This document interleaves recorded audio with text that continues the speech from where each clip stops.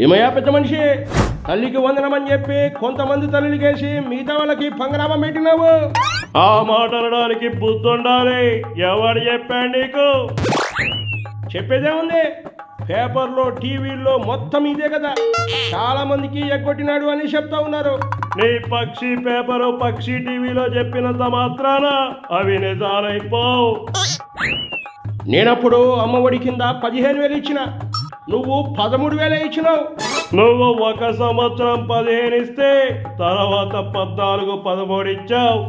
అన్ని సంవత్సరాలు 15 ఇచ్చినట్టు బిల్డప్ కొట్టకు. నేను స్కూల్ డెవలప్మెంట్ కోసం ఇచ్చాను. ఏదైనా కానీ నీకన్నా నేనే ఎక్కువ ఇచ్చిన. నీ మొహం. నువ్వు అమ్మఒడి కింద 42 లక్షల మందికి ఇస్తే మా కూటమి ప్రభుత్వంలో 67 లక్షల మందికి తల్లికి వందనం ఇచ్చారు. లెక్కలో బాగానే చెప్తా ఉన్నావు. అంతమందికి పండియా అని అడుగుతా ఉన్నా. ఎవరికి తెలుసు, చాలా మందికి ఇంకా అకౌంట్లో పడలేదు. అందరికీ పడ్డాయి. నువ్వు లేనిపోని రాజకీయాలు చేయాల్సిన అవసరం లేదు. రాజకీయం చేస్తా ఉంది నువ్వు. సూపర్ 6 హామీ ఇంత లేటుగా ఇస్తావా? నువ్వు అమ్మఒడి ఇంట్లో ఒక్కరికి మాత్రమే ఇచ్చావు. నేను ఇంట్లో ఎంతమంది పిల్లలుంటే అంతమందికి తల్లికి వందనం అందించా. నీకు నాకు చాలా తేడా ఉంది జగలక్ రెడ్డి. నువ్వు డబ్బులేసిన లెక్కల్లో కూడా చాలా తేడా ఉంది. నువ్వు 67 లక్షల మందికి వేయలేదు, 57 లక్షల మందికే వేసినావు. తప్పుడు ప్రచారాలు ఆపు. చెప్పేది విను. ఒక్కరే సంతానం ఉన్న మహిళలు 18 లక్షల మంది, ఇద్దరు సంతానం ఉన్న మహిళలు 14.5 లక్షల మంది, ముగ్గురు పిల్లలున్న తల్లులు 2.1 lakh. అదే మాదిరిగా 4 పిల్లలున్న తల్లులు 20,000 మంది. ఇవన్నీ చాలా క్లియర్గా చెప్పాను. లెక్కలు రాకపోతే నీ పక్కన ఎవడైనా లెక్కలున్నోడితో లెక్కలు వేయించుకో. అంతేగాని నీ దొంగ లెక్కలు నాకు చెప్పకో. నావి దొంగ లెక్కలా? ఏమయ్యా పెద్ద మనిషి, ఏం మాట్లాడుతూ ఉన్నావు?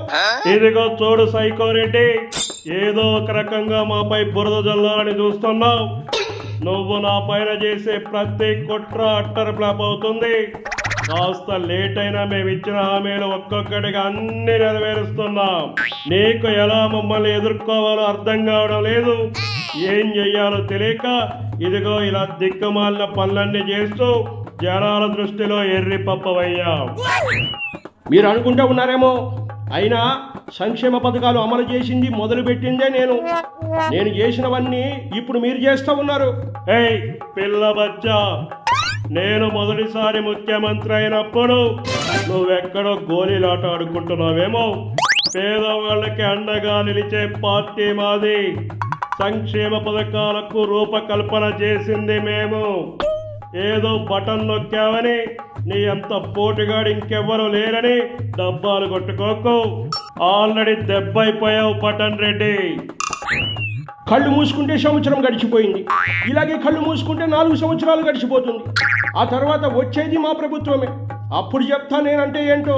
నువ్వు అధికారంలో ఉన్నప్పుడు కళ్ళు మూసుకుపోయి ప్రవర్తించి ప్రజల కళ్ళు తెరిపించావు. ఇక నువ్వెంత కళ్ళు మూసుకున్నా సంవత్సరాలు గడుస్తాయే గాని మీరు అధికారంలోకి ఈ జన్మలో రారు. ఆ విషయం గుర్తుపెట్టుకో కంటిరెడ్డి. ఏమే కంటిరెడ్డా? ఇదిగో అదేం కుదరదు. ఈసారి నేను ముఖ్యమంత్రి అయి తీరుతా. దానికోసం ఏమైనా చేస్తా. ప్రజలకి మీ తప్పుల్ని ఎండగడుతూ దగ్గరవుతా. నువ్వెన్ని డ్రామాలు చేసినా నిన్నెవ్వడు నమ్మడు. ఒకసారి అధికారం ఇస్తే చుక్కలు చూపించావు. మళ్ళీ బుద్ధున్నవాడెవడో నీకు ఓటెయ్యాడు. పోవయ్యా మెంటల్ రెడ్డి, పో. చిన్నైనా